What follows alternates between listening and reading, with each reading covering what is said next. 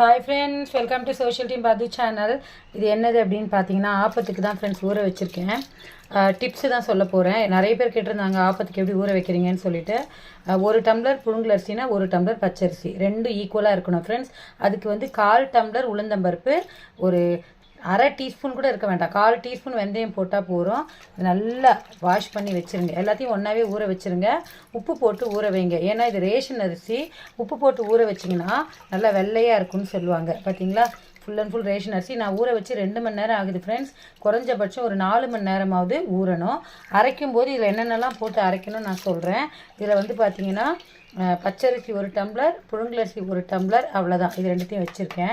இது என்ன அப்படின்னு பார்த்தீங்கன்னா, அந்த 2 டம்ளருக்கு 1/4 டம்ளர், அதாவது உளுந்தம்பருப்பு, ஒரு 1/4 டீஸ்பூன் வெந்தயம், அவ்வளோதான் ஃப்ரெண்ட்ஸ். இது எப்படி வந்து அரைக்கணுன்றதை நான் உங்களுக்கு வீடியோ போடுறேன்.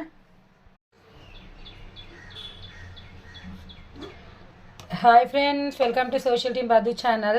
இது என்னது அப்படின்னு பார்த்தீங்கன்னா, ஆப்பத்துக்கு தான் ஃப்ரெண்ட்ஸ் ஊற வச்சுருக்கேன். டிப்ஸு தான் சொல்ல போகிறேன். நிறைய பேர் கேட்டிருந்தாங்க ஆப்பத்துக்கு எப்படி ஊற வைக்கிறீங்கன்னு சொல்லிட்டு. ஒரு டம்ளர் புழுங்கல் அரிசினா ஒரு டம்ளர் பச்சரிசி ரெண்டும் ஈக்குவலாக இருக்கணும் ஃப்ரெண்ட்ஸ். அதுக்கு வந்து 1/4 டம்ளர் உளுந்தம்பருப்பு, ஒரு அரை டீஸ்பூன் கூட இருக்க வேண்டாம், 1/4 டீஸ்பூன் வெந்தயம் போட்டால் போகிறோம். நல்லா வாஷ் பண்ணி வச்சுருங்க. எல்லாத்தையும் ஒன்றாவே ஊற வச்சுருங்க. உப்பு போட்டு ஊற வைங்க. ஏன்னா இது ரேஷன் அரிசி.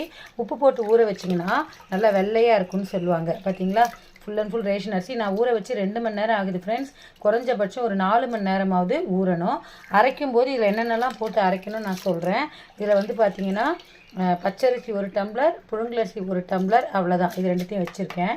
இது என்ன அப்படின்னு பார்த்தீங்கன்னா, அந்த 2 டம்ளருக்கு 1/4 டம்ளர், அதாவது உளுந்தம்பருப்பு, ஒரு 1/4 டீஸ்பூன் வெந்தயம், அவ்வளோதான் ஃப்ரெண்ட்ஸ்.